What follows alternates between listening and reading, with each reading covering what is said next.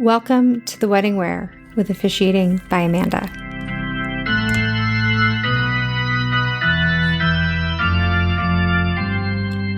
The wedding wear, it felt like a funeral.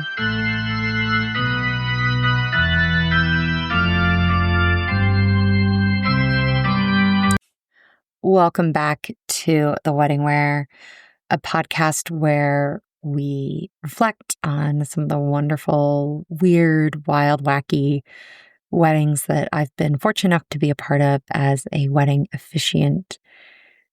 Sometimes we walk into a ceremony expecting all the love, all the joy, all the celebration, woot woot, and then there's something going on underneath the surface that changes things.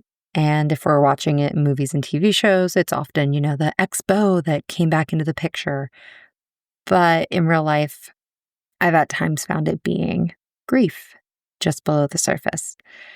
Today's episode is the wedding where it felt like a funeral. I'm going to start by saying it. Grief is real. It is never going away. You get yourself a bigger jar, but the size of the grief stays the same. And there's even moments like special days, weddings, anniversaries, birthdays, new family members coming in where it feels larger than the glass that you're holding it in. Loss is universal. And so it's so typical to want to honor the people that we've loved and lost at a wedding in natural ways and meaningful ways. And at times it can be very, very healing. But there's also a balance that needs to be found with that, because the strong emotion that is grief playing in line with the equally strong emotion of love or joy gets really tough to balance out. To honor loved ones who aren't with us, but to celebrate the love that's right in front of us and do both of them justice. And obviously, depending on how recent a loss is or who has been lost, those all take a lot of weight into account. But it's a lot. I've had weddings with beautiful memorial touches, weddings where we've acknowledged a grandparent, a parent, a close friend, a child, a sibling, multiple family members, and some of them with passings as recent as earlier in the week. So some things have been very, very fresh. There have been moments of silences, candles lit, prayers, subtle mentions within the script, or sometimes the couple doesn't want it acknowledged at all because it is too fresh, because it does hurt, because they don't want the joy and the celebration of the day overshadowed by even a mention of the inner sorrow that's going on. There was one wedding that I did, though, where the grief was so present. It was carried in every sense of the ceremony. And I think a lot of that was because the couple didn't want to just have one mention and reference. Like, they almost felt guilty for having the option of joy, and they wanted it very equally balanced within the ceremony. So for every, it is so wonderful that you love each other and we are so excited to be here today, had to be met with but we acknowledge the loss, and kind of a somber for every high coming back to that low. And that's not typical in a lot of the weddings I do. A lot of times there's only one space that we want to take to acknowledge the grief, the loss, the pain, but then continue forward into the celebration and the love. The bride had lost an incredibly close friend about 2 years previously. And again, this was someone who would have been her maid of honor. And so that was felt. That was right there. The groom had had some losses. His father, probably in his teens, younger childhood, and recently, probably about 2 months before the wedding, his grandfather. So it was a lot.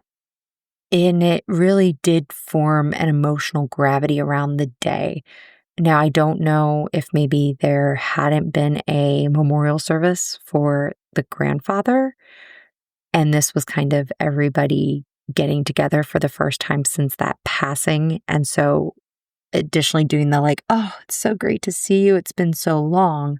But you're also doing that, oh, this is the first time we have the opportunity to share our grief and be together. And it just so happens to be at a wedding. But even without anyone knowing what was in the script or how many times we were going to make reference and mention to overcoming loss with love, I should say, the energy was just heavy. It was sad. I saw a lot more tears than normally, and weddings are pretty tearful events. Things were quiet, things were soft, things were hesitant. And while weddings often have a lot of emotions with them, these emotions were different. There was a sorrow towards everybody walking down the aisle.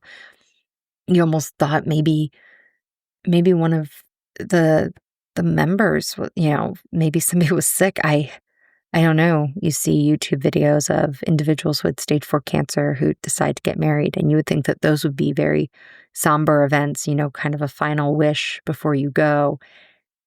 And they seem to have more of an uplifting spirit than this wedding had.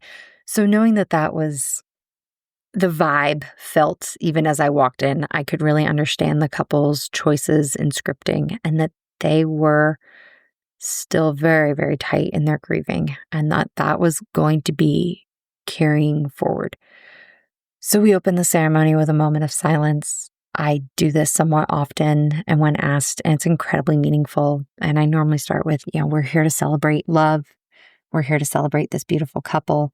We would be remiss, though, if we did not acknowledge at the start that there are those that we are missing today and that we've loved them and lost them. And so we're gonna take that time. We're gonna give that space. After the moment of silence, we lit an in-memory candle that was lit throughout the whole rest of the ceremony and very symbolic to the couple. They wrote their own vows and they included lines about supporting each other through the losses.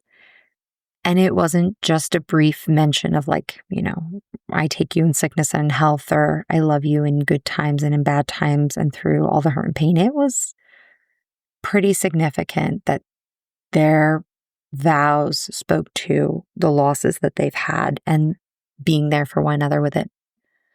They then opted to do a unity ceremony with sand, and in consulting with them, I'm like, okay, cool. This is where we talk about them blending their lives together and how cool that is that they're still the individuals. They came up with very beautiful, symbolic, and thoughtful elements to add into the sand ceremony to represent those who passed. So they put down bigger stones first to symbolize their parents and their grandparents who had been the bedrock of their life together. They then poured their individual sand. And then they topped it off with some of the tokens and little mementos that were of their friends or other family members that had supported them along the way who aren't here anymore. So kind of from start to stop, in memoriam. Really different for a wedding. Grief wasn't a footnote. It was the theme, I would almost say. And they weren't just honoring their loved ones. They were still very deep in active grief. And it changed the whole tone of the day. It is probably one of the saddest weddings I've ever been to. And I've been to weddings where I myself have cried. Like the day, the touch points in memory, there were a lot of them. And the guests were also deep in the well of grief. And it just was a sad, sad day. Weddings are, as we said, very, very emotional. And they bring up every major life transition that you've ever experienced. And when you have someone who's been there for the other milestone moments that isn't there for this milestone moment, that absence feels louder. I discussed it with the bride Amanda and hers about the wedding where I cried that her father was you know, going to walk her down the aisle, all intents and purposes. But he had passed when she was a kid. So we worked in how to best incorporate. And Amanda was very clear of like, I don't want it to be like a sad thing. Like it wasn't, let's make it something that we acknowledge he should have been here to walk me down, but that he's not, but we're okay. And so we had a really interesting line about her brother-in-law walked her down the aisle. And we had a line about her father would be proud of the men that his daughters chose, kind of giving himself a little pat in the back there. And there's a lot of ways that you can word beautiful memorial sentiments to meet the theme that you want it to, whether it's sadness and joy, remembrance, hope, perseverance, any of those things. We can do a lot with wording to make those come through. Maybe it's your best friend that was supposed to help you plan the wedding. And I did that when I actually knew the bride through her best friend, who had been a family friend of ours. And I had been a kid when her best friend had passed. And I'll work to try and get her on the podcast because it's absolutely beautiful. That will be another one where we will cry. But when I got on the consult call with her, I basically told her, I want to make this wedding work with your budget, with my schedule, with whatever we can do, because I was deeply impacted when the family friend, her best friend, had passed away. And she said that she couldn't think of anything better than having me officiate the wedding because she felt like it was another touch for her best friend being there, was that I was someone who knew her. So, getting me there. Just, there's a lot of ways to build in memory aspects and to rightfully honor the individuals based off of where they were in life, who they were in life to you, their age, their situation, their circumstances. It's why a lot more kind of funerals for elderly individuals are being called celebrations of life, because when you get to advanced ages and when you've seen all you can see, when you've pretty much signed your DNR and said, I'm good to go.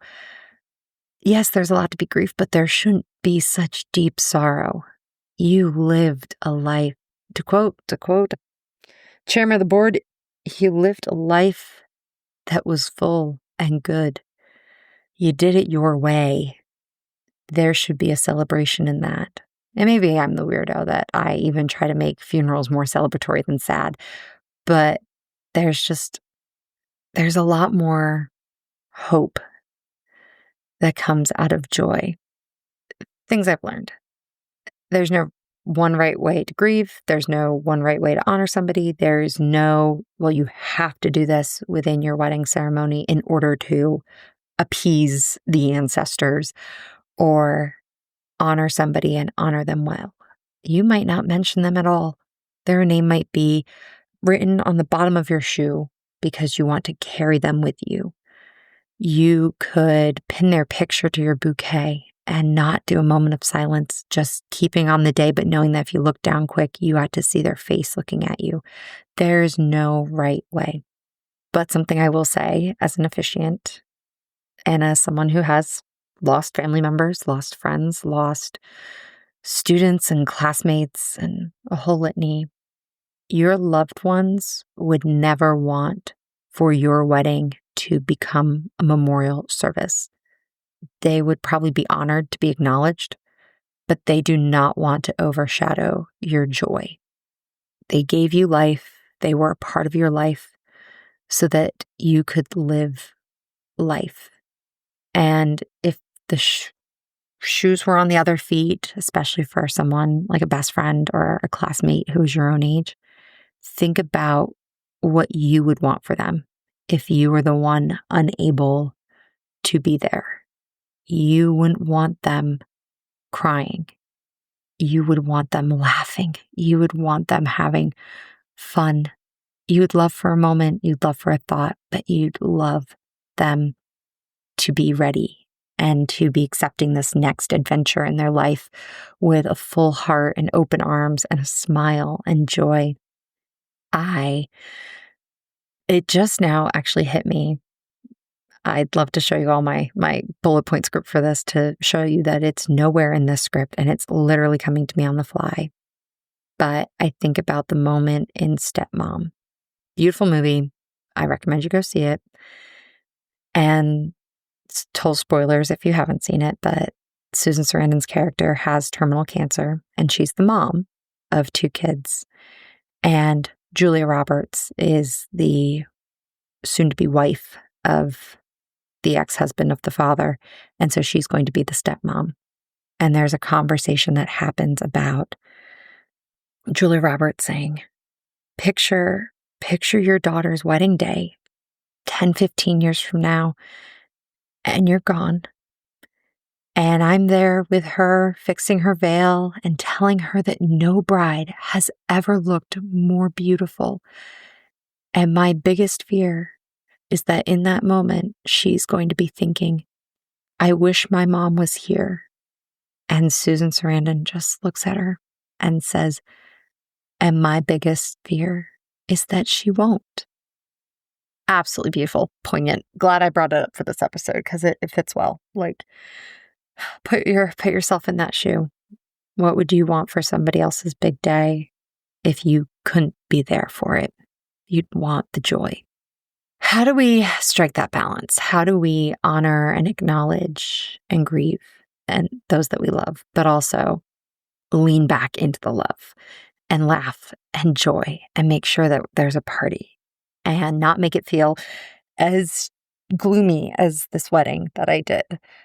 So here are some ways that I have found, and one of my biggest recommendations is do not at all find 1 or 2 that speak the most to who your person was or your people were. If you even want to do that, again, there's nothing wrong with saying this is a day of love and celebration and I'm carrying them with me in spirit. I don't need to acknowledge it anywhere else.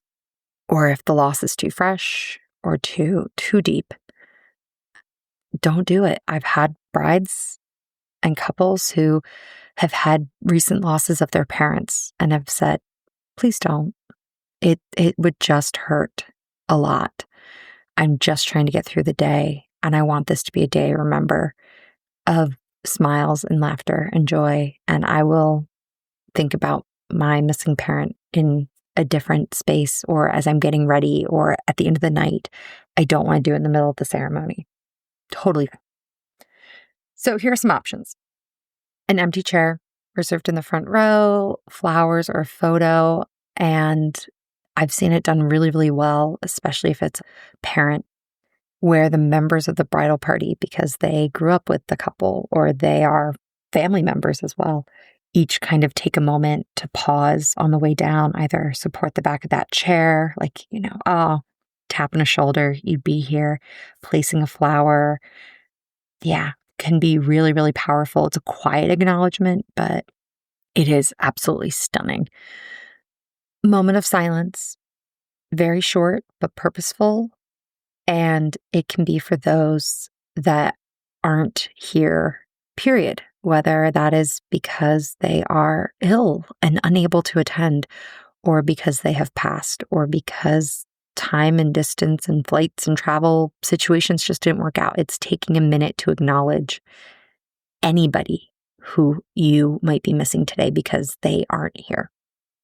A prayer or scripture reading. I've done a lot of the Lord's Prayer in memory of individuals who've passed. If they've got a favorite verse, including that as well. A reading in their honor, sometimes delivered by one of their family members or a sibling that was close to them. That was a wedding I did recently. The bride and groom had asked not to have mention of the bride's late mother. They wanted to kind of keep the day light, and they said that they were going to have the bride's uncle do a reading.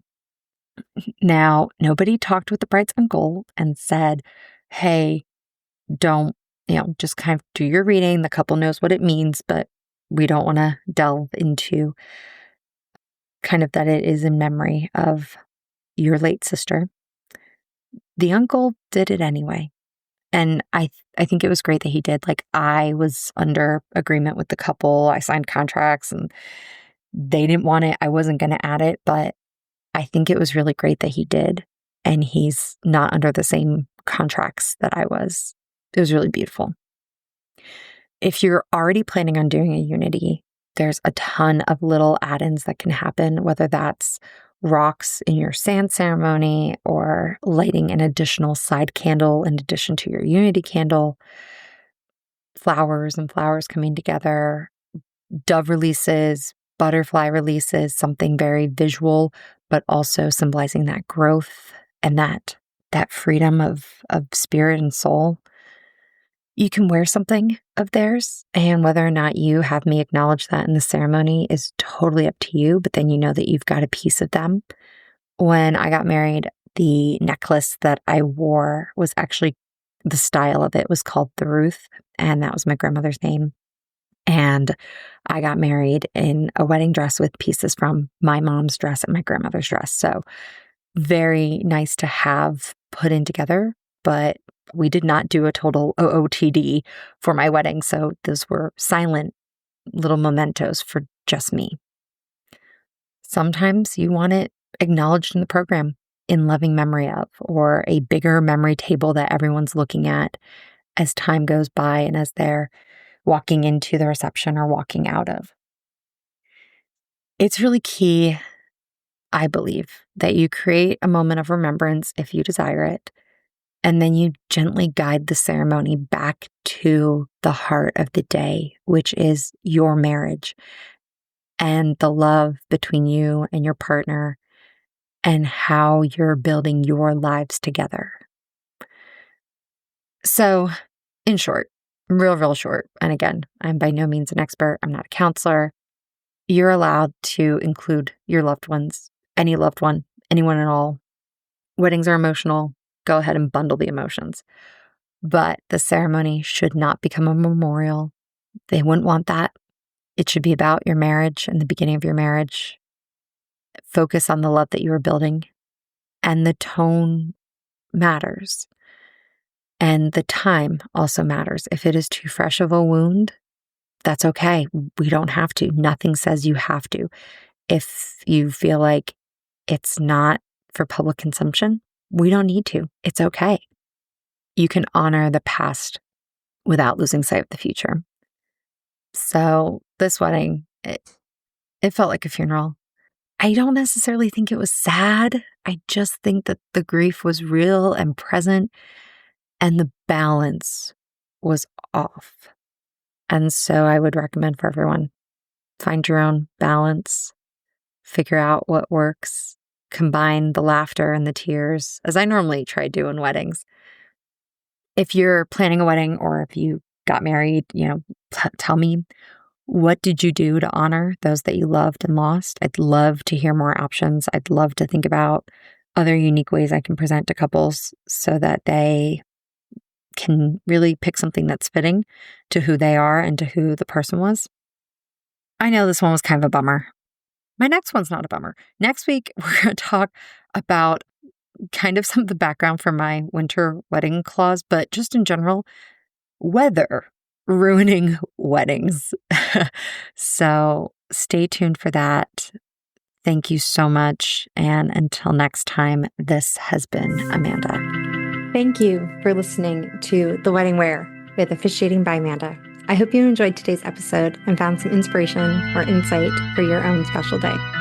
This podcast is hosted on Buzzsprout and can be found on all major platforms. If you haven't already, please subscribe, like, comment, and share to help us reach even more listeners who might laugh a little at The Wedding Wear. For the links referenced in the show, visit Linktree at Officiating by Amanda. You can also follow the business on Facebook, Wedding Wire, and The Knot to stay up to date on everything going on. If you have a question you'd like me to answer on the podcast, just send an email to theweddingwearpodcast@gmail.com. And if you're ready to inquire about officiating services for your own big day, you can reach me at officiatingbyamanda@gmail.com. Thank you so much for tuning in. And until next time, this has been Amanda.